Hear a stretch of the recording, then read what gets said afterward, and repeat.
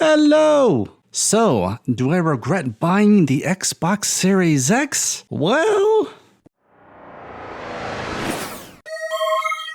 Ladies and gentlemen and ladies, today's video is going to be all about the Xbox Series X. It's been about 2 months. I've played 150 plus gaming hours on this bad boy, and I got a few things to say. You guys and gals know me. I love giving updated advice so you guys can make the best purchase decision possible. So let's get to the matter at hand. So here's the thing. Some of you might know that I picked up the Xbox Series S on day one, and I've been playing that bad boy religiously up until about a couple months ago when I was finally able to pick up an Xbox Series X. But old habits die hard, and as you might know, the Xbox Series S is an all-digital console. So I've been purchasing a lot of my games strictly digital, and that just so happens to be the case here. I only purchased one physical game.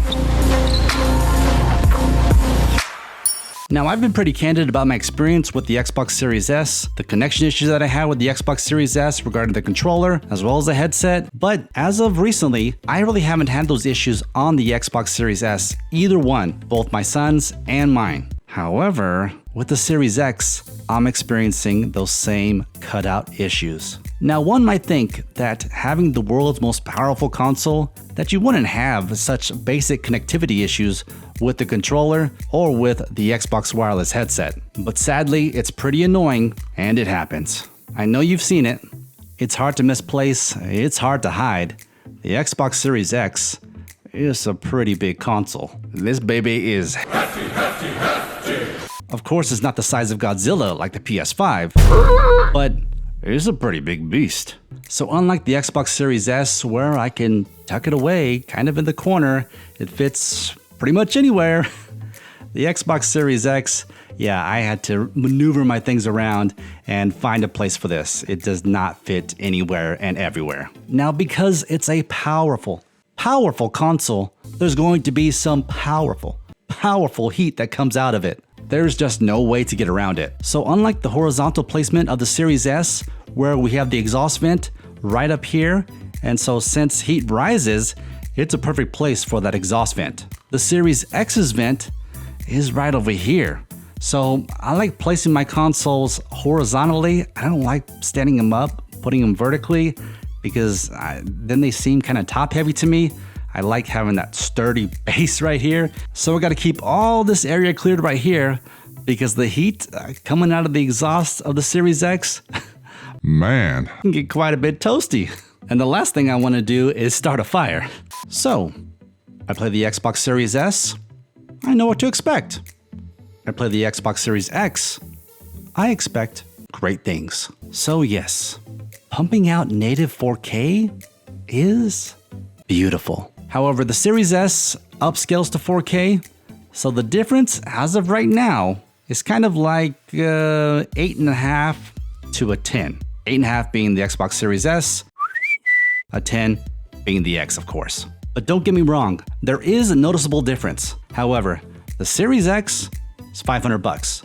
The Series S, $300. You see what I'm saying? Now, let's talk about the portability factor. The Xbox Series X, well, there is no portability factor. The Xbox Series S, however, as you can see from the cards above, I actually was able to play that in my car. So, if you plan on taking a console on the go, Now, by no means am I bashing Xbox completely. I love the Series S and I love the Series X. I'm just trying to give you a more rounded perspective in choosing the Xbox Series S or the Series X. Now, one thing in this new generation of consoles that Xbox has came out with, it's a beautiful thing. That is Quick Resume. But if you buy your games physically, that kind of defeats the purpose of Quick Resume, right? However, what the Series X gives you is options, because there's 1 terabyte of internal stupid fast storage inside the Series X. So that means you can store more digital games natively, or you can pick yourself up an expansion card, an external SSD, or an external hard drive. Of course, links down in the description below if you want to expand your storage. And just a little side note tidbit of information is Quick Resume works on an external SSD or an external hard drive. Quick Resume being awesome since 2020. So while we're kind of talking about digital games, well, you gotta download them. And one thing I've noticed with the Series X compared to the Series S is the download speeds are a heck of a lot faster than it was on the Series S. Now, there has been no changes to my internet in years, so I think it's because the Xbox Series X is a lot more powerful than the Series S, so it can download and write faster. But of course, I'm sure there's somebody in the comments down below that's going to tell me the scientific reasons why. Look, I'm no genius, I don't know everything, but what I do know and what I do love is the Xbox. So to kind of put the bow on top on having the Xbox Series X is kind of a nice feature. It's nice to have around. The Ultra HD Blu-ray disc drive. Although there's not a ton of movies out there in Ultra HD quality, there is one trilogy that's out there that I just had to pick up as soon as I had the Xbox Series X. It's John Wick. Chapters 1 through 3 of John Wick.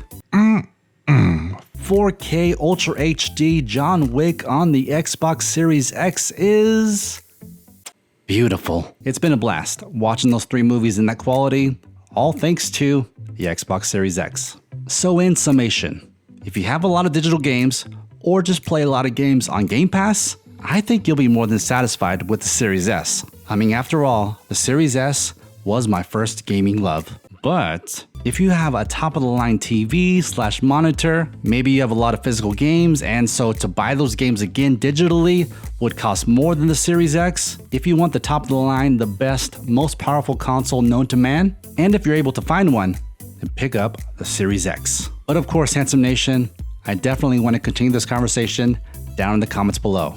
So don't hesitate.